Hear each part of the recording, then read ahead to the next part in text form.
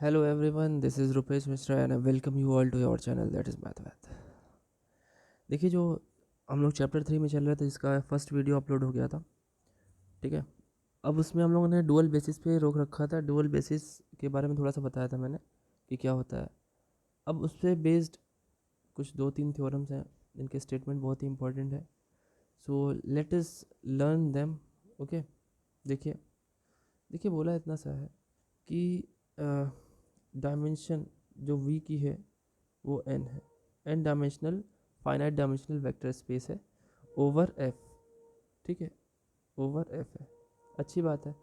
अब मान लेते हैं जो बेसिस ऑफ v है, बेसिस ऑफ v जो कि थोड़ी देर के लिए मान लेते हैं वो उसमें कुछ n एलिमेंट्स ले लेते हैं x1 x2। अब बेसिस है, आपको पता है बेसिस में जो भी जितने भी वेक्टर्स होते हैं सारे के सारे li भी होने चाहिए और वो पूरे के पूरे वेक्टर स्पेस को स्पैन भी करने चाहिए।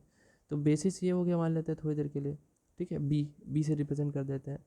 और एंड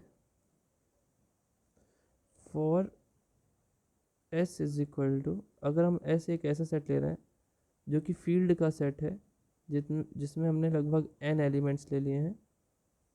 ठीक है, फील्ड का सेट है और हमने n एलिमेंट्स ले लिए हैं फील्ड में से, बिलोंग्स टू f मान लेते हैं, एस उठा लिया। तो जो हमारा एक लीनियर फंक्शनल बनेगा, देन अगर एक लीनियर फंक्शनल हम बना रहे हैं, लीनियर फंक्शनल किससे बनता है? वेक्टर स्पेस से खुद के ही फील्ड पे। तो जब ऐसा कुछ बना रहे होते हैं हम, तो देखिए इसके साथ साथ एक बड़ी ही यूनिक हमारी लीनियर फंक्शनल मिलती है, एक यूनिक मैप मिलता है। Then there exist a unique linear functionals F on V, ऐसा मिलेगा। मतलब इस तरीके का हमारा लीनियर फंक्शन मिलेगा सच दैट कि जो हमारा जितने भी x यानी वेक्टर्स होंगे v के, वो जा कर के जुड़ जाएंगे f में। तो वो ए आई, जहाँ पे i की वैल्यू क्या है? i की वैल्यू भाई वही ना, कुछ भी रख सकते हैं n तक। आई बात समझ में? क्लियर है बात? तो इसे दिमाग में रखिएगा, एक छोटा सा पॉइंट था। ठीक ना, सेकेंड पॉइंट देखते हैं।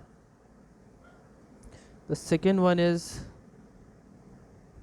ध्यान से समझते रहिए। ठीक है, अब इसके न्यूमेरिकल भी कराते हैं। न्यूमेरिकल मेन पढ़ जाते हैं और जो ये थ्योरम्स हैं आपकी जो इम्पोर्टेंट लगेगी वो प्रूव करा दी जाएगी।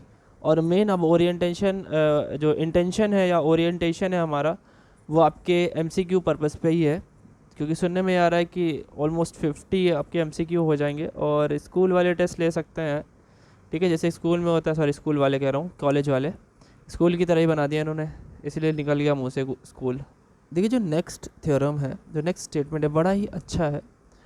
आपको याद होगा अगर आपने फंक्शनल्स कई सारे बनाए हैं, F from V to its F. ठीक है, ऐसे बहुत सारे बनाने के बाद आप एक वी डैश मिलता है आपको, जो डुअल स्पेस जिसे बोला जाता है, जो फंक्शनल का सेट होता है ना, जहाँ पे एफ एक्स जो होता है वो आपका बिलोंग करता है एफ में, एंड जो हमारा एक्स होता है वो बिलोंग करता है वी में। तो एक बात ध्यान से सुनिएगा कि जो डुअल स्पेस होता है ना, वो भी n डायमेंशनल होता है। So if v dimension v is equal to n, then ये पक्का श्योर है कि आपका जो डायमेंशन v डैश मिलेगा, मतलब लीनियर फंक्शनल के सेट यानी डुअल स्पेस का डायमेंशन भी n ही होगा अगर ये फाइनाइट डायमेंशनल है। तो ये दूसरा पॉइंट हो गया, है ना।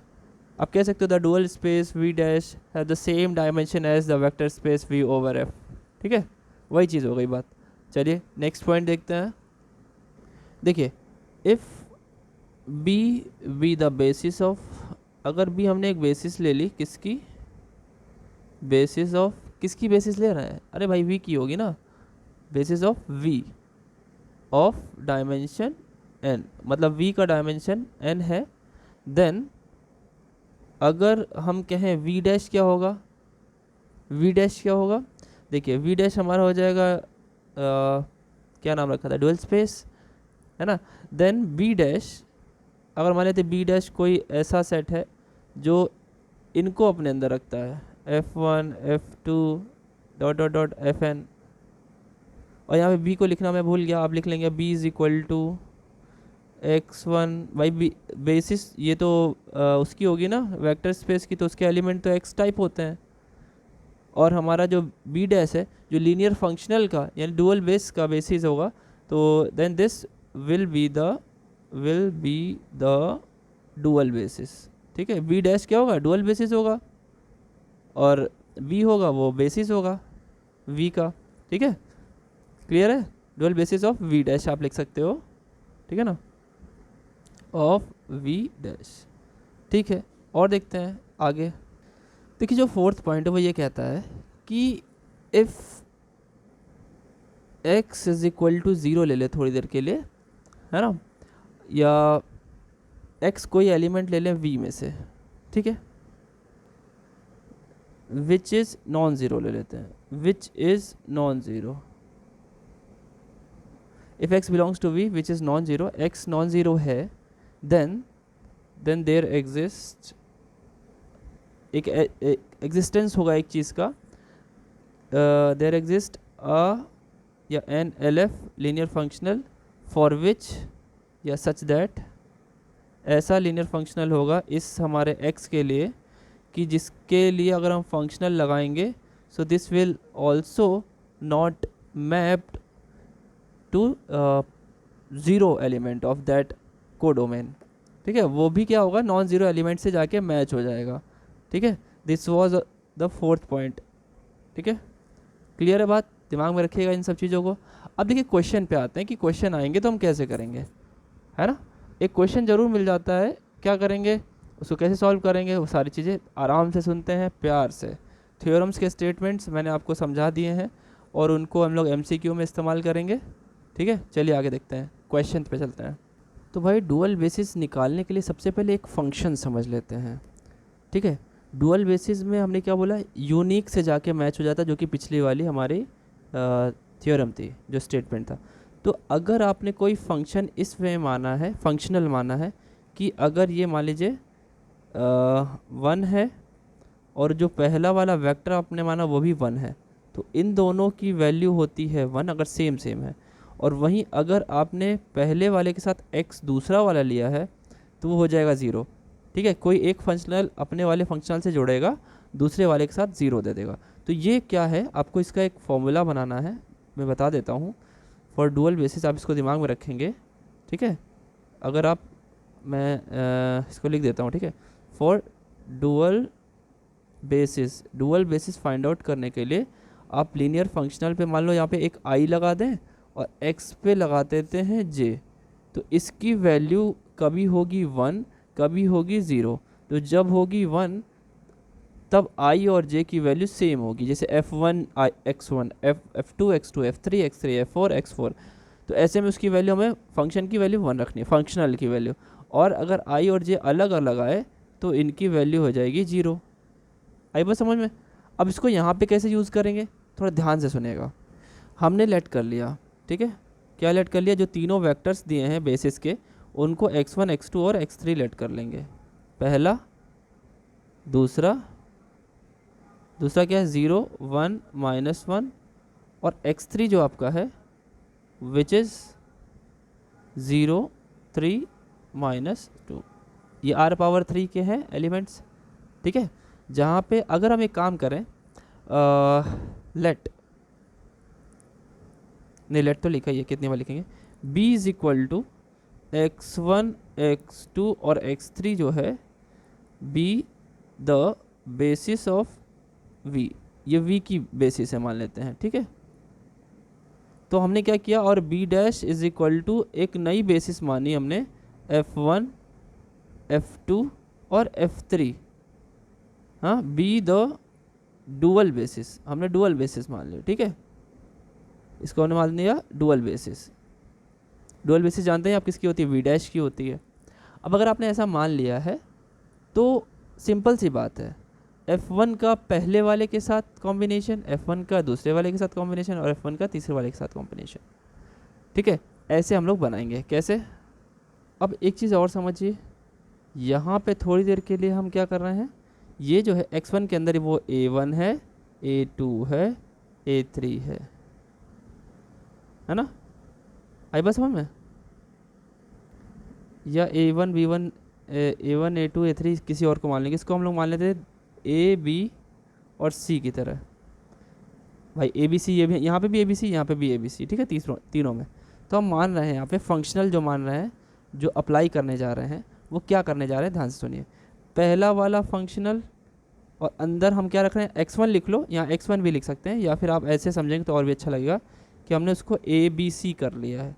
तो ये जा करके जब जुड़ेगा, फंक्शनल आप बनाएंगे तो क्या होगा, ए तो रहेगा ही, बी भी रहेगा ही, सी भी रहेगा। यहाँ ए बी सी क्या है, पहली दूसरी और तीसरी वैल्यू, उनके साथ एक एक कोफिशिएंट, एक एक कांस्टेंट लगा दिए जाएंगे, a1 b1 और c1। क्यों? फंक्शनल बना रहे हो ना, फंक्शन है तो फंक्शन में टर्म्स होते हैं, लीनियर कॉम्बिनेशन होता है उन्हीं के एलिमेंट्स का, क्योंकि उन्हीं से तो बनते हैं ना। एक तो ये बन गया f1 से, एक बना लेते हैं f2 से, 3 है ना, 3 बनाने पड़ेंगे। f2 से कैसे बनेगा, अब कांस्टेंट चेंज कर दीजिए, a1 b1 c1 हो गया, a2 b2 c2 कर दीजिए, है ना? या ये भी ठीक ही है, कोई दिक्कत नहीं है ना? फिर कर लीजिए a2a b2b और c2c, ये हो गया। ऐसे f3 निकाल लेंगे। थोड़ा बड़ा क्वेश्चन है, थोड़ा दिमाग से ध्यान से पढ़िएगा, ठीक है? और फिर क्या ले लेते हैं, c1a c2b, क्या लिखा था, a1 a2 था ना, a1 a2, तो यहाँ पे a3a b3a b हो गया प्लस c3c हो गया, ठीक। अब हमको पता है कि अगर सेम सेम चीज़ें हैं तभी 1 देंगे, नहीं तो नहीं देंगे।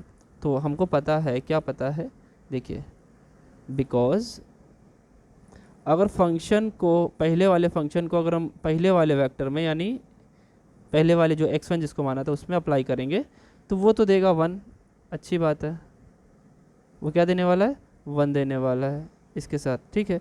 लेकिन अगर यही फंक्शन हम अप्लाई करेंगे x2 के साथ तो भी 0, और x3 के साथ तो भी 0, है ना? ऐसे बाकी के f2 को हम x1 के साथ अप्लाई करेंगे तो भी 0, f2 को हम x2 के साथ अप्लाई करेंगे तो 1 आ जाएगा भले ही। फिर उसके बाद f2 को हम x3 के साथ अगर अप्लाई करेंगे तो भी 0 आएगा। अब आ जाओ f3, फंक्शन नंबर 3 के साथ x1 को अप्लाई करेंगे तो 0, फंक्शन के साथ x2 को अप्लाई करेंगे तो भी 0, और फंक्शन के साथ x3 को अप्लाई करेंगे तो आएगा 1। आ रही बात समझ में? अब देखिए, जो एक जैसे हैं, मतलब अब जब अप्लाई करेंगे आप तो ये वाले एक जैसे मिलेंगे, इनके कोफिशिएंट जो मिलेंगे, इनके और इनके वो सेम मिलेंगे, उनको हम सॉल्व कर लेंगे। फिर ऐसे इनको इनको इनको ये मिलेंगे, इनको सॉल्व कर लेंगे। ऐसे इनको और इनको सॉल्व करेंगे, क्योंकि उसमें कोफिशिएंट सेम हो जाएंगे, ठीक है।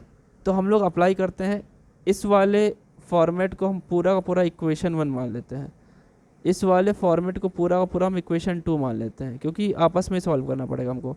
इस वाले फॉर्मेट को पूरा हम इक्वेशन नंबर 3 मान लेते हैं, ठीक है। तो हम बात करने जा रहे हैं पहले f1 x1 की, f1 x2 की, ठीक है, और f1 x3 की। नहीं एक सेकेंड, थोड़ा गड़बड़ हो गया, सही फॉर्मेट यही था, ठीक है। वैसे जिसमें सेम कोफिशिएंट मिलेंगे हम उनको एक साथ रखेंगे, क्योंकि तभी तो सॉल्व होगा। तो ये जो तीनों फॉर्मेट पहला वाला दिख रहा है, इसको 1 मान लीजिए, इसको 2 मान लीजिए, क्योंकि ऐसे में अलग अलग बन जा रहा था, अलग अलग कोफिशिएंट चले जा रहे थे, तो ये 3 हो गए। चलिए अब जो पहला वाला है उस पर वैल्यूज़ हम रखते हैं। अब देखिए, अभी आपने क्या बोला, f1 x1 जो है उसकी वैल्यू है 1, तो आपने f1 माना क्या था, जो हमारा x1 था वो क्या था, 1 -1 3, और f1 आपने क्या माना था, जो भी माना था उसमें उठा के रख देंगे, a की जगह b की जगह। देखिए यही है ना, कहाँ गया, ये हमारा a है, ये b है, ये c है, तो आपको यहाँ पे रखना है ना, ऐसे यहाँ भी रखना है। तो आज बात समझ आ रही है? ऐसे ही आपको क्या करना है, फिर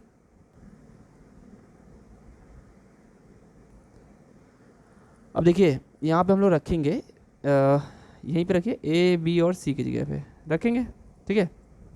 तो आगे रख के दिखाते हैं। ये हो जाएगा 1 यानी A1 हो जाएगा, 1 का A में मल्टीप्लाई करेंगे, ये हो जाएगा माइनस बी 1 हो जाएगा और ये हो जाएगा 3C1। आई बात समझ में? ठीक, चलिए देखते हैं,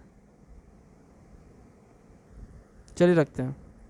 तो क्या होगा, अब जब पहले वाला रखेंगे तो A1 हो गया, ठीक है, और माइनस B1 हो गया और प्लस 3C1 हो गया इज इक्वल टू 1। एक ये मिल गया। एक और रखिए F1 के साथ X2 को, और F1 के साथ X2 होगा तो उसे 0 के इक्वल करेंगे, सिंपल सी बात है। तो A1 जो X2 था उसका पहला पार्ट 0 था, तो 0 था तो A1 वाला पार्ट ख़त्म हो गया। फिर दूसरा वाला पार्ट था 1, तो 1 के साथ क्या होगा, प्लस का B1 हो गया, ठीक। और तीसरा वाला पार्ट यानी X2 जो वेक्टर था उसका -1 था, तो माइनस लग जाएगा और C1 आ जाएगा इज इक्वल टू 0। तो एक इक्वेशन ये मिली। और F1 X3 की बात करेंगे अगर आप, इज इक्वल टू, ये भी 0 ही होगा, है ना। इसमें क्या बनेगा, पहला वाला 0 है, देख लीजिएगा X3 क्या है, वेक्टर देखा होगा आपने। तो X3 का पहला कंपोनेंट 0 है तो वो तो ख़त्म। दूसरा कंपोनेंट है 3, तो 3 आपका B1 हो गया, और माइनस तीसरा जो उसका कंपोनेंट है -2 है, तो -2C1 इज इक्वल टू 0। अब ये कुल मिला करके हम इसको सॉल्व करेंगे। अब जैसे सॉल्व करेंगे तो इन्हीं को सॉल्व कर दो। सॉल्विंग कैसे सॉल्व करें भैया, कर लीजिए। अगर आप ध्यान से देखें तो B1 और C1 की वैल्यू बड़ी आराम से निकाली जा सकती है। यहीं से देख लीजिए, ये जो इक्वेशन आपको ये दिख रही है और ये दिख रही है, क्योंकि इसमें B और C ही है, इसमें भी और इसमें भी, और कांस्टेंट टर्म दोनों में नहीं है, तो दोनों B1 और C1 दोनों की वैल्यू 0 आएगी। रख लीजिए। तो जैसे सॉल्व करेंगे B1 भी 0, C1 भी 0, इन दोनों को उठा के यहाँ रख देंगे B1 C1, तो A1 की वैल्यू कितनी आ गई, A1 की वैल्यू आ गई 1। अरे बात समझ में आ गई होगी, समझ में। ऐसे ही अगर आप बात करेंगे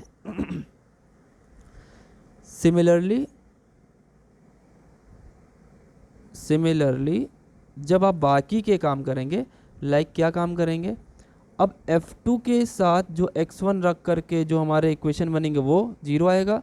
F2 के साथ X2 बनाएंगे तो वो तो 1 मिलेगा, और F2 के साथ जब X3 को बनाएंगे तो वो 0 मिलेगा। इनको भी सॉल्व कर लेंगे। सॉल्व करेंगे तो यहाँ से क्या वैल्यूज़ आएंगी, A2 B2 और C2 आएगी, ठीक है। तो वो हम आपके ऊपर छोड़ते हैं। A2 निकलेगा, B2 निकलेगा, C2 निकलेगा, और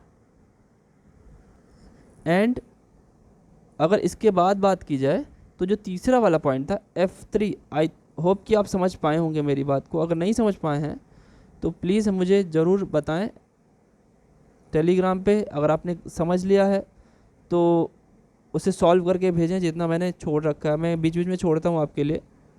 तो इससे सॉल्व करेंगे तो यहाँ से क्या निकल के आएगा, यहाँ से निकल के आएगा आपके लिए A3 B3 और C3, ठीक है। तो ये जो आपके सामने निकल के आ रहे हैं, इनकी वजह से जो हमारा फंक्शन बनेगा, हेंस जो भी हमारे आंसर आएंगे, कौन से आंसर आ रहे हैं, F1 F2 F3 is dual basis, ठीक है। अब डुअल बेसिस में जरा हम आपको बताएं ये F1 है क्या। ये जो F1 आप ABC की बात कर रहे थे जो उधर पहुंचाने की, तो F1 आपने माना क्या था, आपको दिखा देते हैं एक बार, रुकिए। F1 जो आपने माना था वो ये था, दिस वन वॉज F1। तो F1 के अंदर ABC है, तो F1 जो आया था वो आंसर क्या आया था, मतलब यहाँ F1 में हमारे A1 B1 और C1 की वैल्यू क्या आई थी, है ना। तो C1 की वैल्यू देखिए क्या आई थी, जो आई थी वो यहीं पे उठा के रख दीजिए तो हमारा F1 मिल जाएगा। देखिए क्या आई थी, हमारी वैल्यू आई थी 1 0 और 0, है ना, 1 0 0 आई थी। तो आप रखेंगे कैसे, आप सिंपल दिखाएंगे कि भाई 1 0 0, तो 1 की वजह से A बचेगा और 0 0 तो ख़त्म हो जाएगा, है ना। तो ऐसे F1 लिख देंगे, और जब A2 B2 C2 निकालेंगे तो वैसे उसे भी लिख देंगे, और जैसे A3 B3 C3 निकालेंगे तो उसे भी लिख देंगे। I hope you understand that, ठीक है। चलिए इससे बेस्ड दूसरा क्वेश्चन देखते हैं। दो इम्पॉर्टेंट स्टेटमेंट्स हैं, ठीक है, चलिए देखते हैं उनको क्या है वो, मुझे इम्पॉर्टेंट लग रहे हैं तो क्वेश्चन की तरह ही, but it seems very important. दो हैं पॉइंट्स, चलिए समझते हैं क्या है, ध्यान से देखिएगा, ठीक है।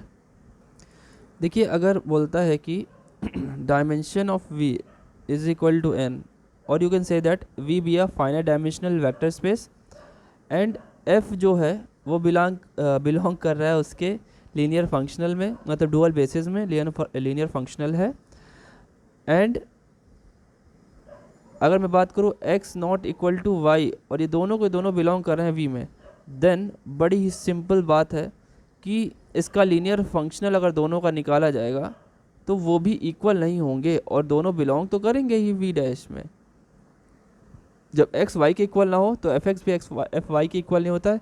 तो आपको पता होना चाहिए, इसे ही एक कंडीशन है इसी की ही 1 1 ही बोलते हैं इसे। अगर x y के इक्वल है तो fx f y के इक्वल होगा, तो भी ये हमारा 1 1 होता है, ठीक है। और अगर नहीं भी इक्वल है तो वो भी इक्वल नहीं होना चाहिए, है कि नहीं, तब भी 1 1 होता है। तो इसे ध्यान रखिएगा, बड़ा ही सिंपल सा था, ठीक। अब देखिए अगर हम ले लें इफ़ f कॉमा जी दो लीनियर फंक्शनल्स हैं जो कि v डैश में बिलोंग करते हैं, है ना, और हम कहें कि कुछ ऐसा है कि अगर हम fx 0 ले रहे हैं और gx भी 0 आ रहा है, ठीक है, अगर हम fx लें और उसे gx 0 आ जाए, तो जो हमारा g है देन क्या होगा, देन जो हमारा g है इसका मतलब g होगा जो वो k का कुछ मल्टीपल होगा। भाई ये इसको तरीके से डिवाइड करके जीरो कर दे रहे, खुद जीरो तो उसको भी जीरो कर दे रहा, अपन ये खुद जीरो है, एक तरीके से फैक्टर है तो उसको भी फैक्टर, उसका भी ये फैक्टर हो जा रहा है जा करके, तो उसका फैक्टर हो जा रहा है जा करके, तो वो बराबर इसके टाइम्स कुछ हो जाएगा, मतलब g is equal to F times something, तो k टाइम्स समथिंग हो गया। अब ये जो k क्या है, k है क्या, फॉर सम k कुछ एलिमेंट है, k belongs to capital F, ठीक है, वो कैपिटल F में होना चाहिए। आ रही भाई बात समझ में, ठीक है, याद रखिएगा इसको। अब एक नेक्स्ट हेडिंग बहुत ही मज़ेदार आपको समझ में आने वाली, बड़ी इजी सी है। देखिए हेडिंग क्या है, बाई डुअल स्पेस। भैया बाई मतलब भी डबल होता है, बाई मतलब भी टू होता है, और डुअल मतलब भी टू होता है। ये क्या होगा, डबल बार, हाँ समझिए क्या डबल बार है। एक बार जैसे डुअल आया तो डुअल स्पेस में क्या किया, वी हमारा कोई वेक्टर स्पेस था, उसकी हमने मैचिंग अपने ही फील्ड से की, तो यहाँ से वी डैश निकल के आया of the set of all linear functionals for which F x जो है वो बिलोंग कर रहा है कैपिटल एफ में, एंड एक्स बिलोंग कर रहा है वी में। ये तो सारे लीनियर फंक्शनल का सेट हो गया, है ना। अब ध्यान से सुनिएगा, V dash because V dash is itself a vector space, वो खुद में एक वेक्टर स्पेस है कि नहीं, itself a vector space, है ना, ये खुद में एक वेक्टर स्पेस है। तो एक नई मैपिंग आ रही है, सुनिएगा ध्यान से, ठीक है, एक नई मैपिंग ऐसी आ रही है, देन एक नया सेट ऐसा आ रहा है वी डबल डैश, है ना, of all linear functionals from v dash to f, मतलब अब v डैश से f में एक और फंक्शनिंग चल रही है, एक नया फंक्शन निकाला जा रहा है। कैसे लिखा होगा ये कुछ ऐसे लिखा होगा, lx type, lx from v dash to its f, है ना, is a bidual space. Bidual समझ गए ना, मतलब एक बार इस डुअल स्पेस बनाया और डुअल स्पेस से भी एक और डुअल स्पेस बना दिया, तो बाई डुअल हो गया, दो बार डुअल कर दिया आपने, ठीक है। इसको बाई डुअल भी बोलते हैं और सेकंड डुअल भी बोलते हैं, मैंने बताया दो बार ही करेंगे, सेकंड डुअल भी बोलेंगे इसे, और सेकंड डुअल स्पेस भी बोलेंगे इससे। आ रही बात समझ में, है ना, ठीक है ना। अब एक चीज़, एक बात और समझिए, ऑल्सो अगर एक बात की जाए, ऑल्सो इफ मैं कहूँ कि डायमेंशन ऑफ v अगर इक्वल हो जाए डायमेंशन ऑफ v डैश के, और वो भी इक्वल हो जाए dimension of v double dash के, मतलब बाई डुअल स्पेस के, तो हम ये कह सकते हैं देन जो हमारा v है वेक्टर स्पेस वो आइसोमॉर्फिक हो जाएगा v डैश के, और v डैश भी आइसोमॉर्फिक हो जाएगा v डबल डैश के। तो यहाँ से एक बड़ी ही ज़बरदस्त मैपिंग निकल के आ रही। देखिए अगर f है तो वो v से f में जाएगा, v से कैपिटल F में जाएगा, ठीक है। और अगर हम आपसे बात करें, एक आएगा LX, LX जो होगा वो जाएगा v डैश से f में। आ रही बात समझ में? बड़ा ही मज़ेदार है ना। और यहाँ पे क्या होगा, ये जो फंक्शन बना के सामने आएगा LX के लिए फॉर ऑल होगा यहाँ पे small f belongs to v dash, क्योंकि अब तो स्मॉल f लोगे ना यहाँ के एलिमेंट को उठाओगे तो। और यहाँ पे क्या था अभी तक, यहाँ पे क्या लिखते थे कि जो हम फंक्शनिंग करते थे, है ना, यहाँ पे लिखते थे x बिलोंग्स टू v। अब यहाँ पे x की जगह fx हो गया और v की जगह v डैश हो गया। वही बात है, बस काम क्या है, एक के एक अंदर के अंदर चलते चले जा रहे हैं, घुसते चले जा रहे हैं। आई बात समझ में? हाँ तो चलिए देखिए ज़रा, इसमें एक बात है, एक स्टेटमेंट है, पढ़ते हैं उसको। देखिए एक नाम आ गया नेचुरल आइसोमॉर्फिज्म। ठीक है, नेचुरल आइसोमॉर्फिज्म कौन सी चीज़ नेचुरल नहीं है, हमको ये बता दीजिए। अभी तक जितना बड़ा नेचुरल नहीं था, क्या है अननेचुरल था, सब कुछ नेचुरल था। ये बस यही है, नई चीज़ें बनती जाती तो उनका क्या नाम रखें। तो देखिए दिमाग में रखिएगा कि जो हमारा f था वो v से कैपिटल F को जोड़ता था। फिर हमारा LX आया, वो क्या कर रहा है, वो हमारे v डैश को f से जोड़ रहा है। इसे हम लोग बोलते हैं बाई डुअल स्पेस, इसे बोलते हैं डुअल स्पेस की मैपिंग, ठीक है। अब जो हमारा LX है वो किस पे लगेगा, इस पे अप्लाई होगा, LX लगेगा हमारे f पे, ठीक है। तो हम कहाँ पहुँच जाएंगे, फिर से fx पे ही पहुँच जाएंगे, ठीक है। ये एक हमारी मैपिंग है जिसे नेचुरल मैपिंग भी बोलते हैं। और f हमें कहाँ से लेना होता है, v डैश, ठीक है। अब ये जो हमारी मैपिंग है, ठीक है, ये जो मैपिंग है इसमें जो LX है हमारा, LX is a linear functional of v dash onto f, ठीक भाई, बात में समझ आ रही है? हाँ समझ में आ रही होगी, ठीक है ना। अब ये जो होता है इज़ एन आइसोमॉर्फिज्म, कब होता है isomorphism, of v onto v dash, v double dash कर लो। कैसे, अगर आपने यहाँ से स्टार्ट करके पहले v से इसमें गए तो f फंक्शन मिला, फिर f फंक्शन को उठा करके फिर से f में पहुँचा दिया, तो बात यही है, एक से डबल में पहुँच गए, है ना, ठीक है बात।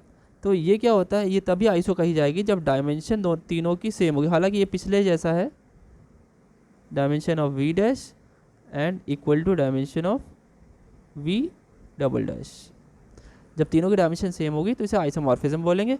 और ऑन टू तो कवर तो करेगा ही, कोई एलिमेंट छोड़ेगा नहीं, क्योंकि एलिमेंट छोड़ेगा तो आगे जा करके वो छूट जाएगा। आ रही बात समझ में? ठीक, देखिए इसके बाद का जो नेक्स्ट पॉइंट है वो क्या कहता है कि अगर v हमारा फाइनाइट डायमेंशनल है, ठीक है, आ रही बात समझ में? अब अगर हम कहें ठीक है, ये तो ओवर एफ फील्ड पे तो है ही, then each basis of V dash, अगर वी डैश की कोई बेसिस की बात की जाए, ठीक, वी डैश मतलब लीनियर फंक्शनल की, तो लीनियर फंक्शनल बनता है फंक्शन अप्लाई करने के बाद, और वो भी क्या होता है, एक लीनियर कॉम्बिनेशन होता है। उसमें जितने भी हमारे फैक्टर्स हैं, लाइक जो फील्ड से उठाए जाते हैं, सबकी जगह अगर हम 1 रख दें तो सिंपल सा वो क्या, एक की जगह 1 रख दें, बाकी जगह 0 रख दें, तो वापस से पुराना वाला एलिमेंट मिल जाएगा, है ना। फिर तो लीनियर कॉम्बिनेशन क्या होगा, 0 0 मिल जाएंगे, तो ये पुराना ही एलिमेंट मिल जाएगा। और पुराना एलिमेंट तो सीधे सीधे वी में बिलोंग करता है। तो कुछ ऐसी हमारी बेसिस उसमें हो सकती हैं लीनियर फंक्शनल में जो स्वयं खुद में वी की भी बेसिस हो सकती हैं, है ना। तो अगर हम कहें कि then each basis of V dash, या वी डैश की कुछ बेसिस जो होगी, है ना, इज अ डुअल बेसिस कुछ ही बोल रहा है, सारी नहीं बोल रहा है, तो कुछ तो हो सकती हैं, आप 1 और 0 रख करके काम कर सकते हैं, ठीक है। Each V dash is a dual basis of some basis of V, मतलब वी की कुछ बेसिस को अगर हम डायरेक्ट डुअल बेसिस निकालना चाहें तो वी डैश से ही होकर के जाएगा, ठीक है। कुछ कुछ मिल जाएगा, ठीक है, कुछ कुछ। देखिए अब एक ही बहुत ही इंपॉर्टेंट ये स्टेटमेंट है, ध्यान से देखिएगा। अगर हम कहें कि बी द बेसिस ऑफ अगर बी हम एक बेसिस ले लें किसकी, वी ओवर एफ की, ठीक है, इसकी बेसिस ले लिया है ना, देन बी डैश जो होगी B the dual basis of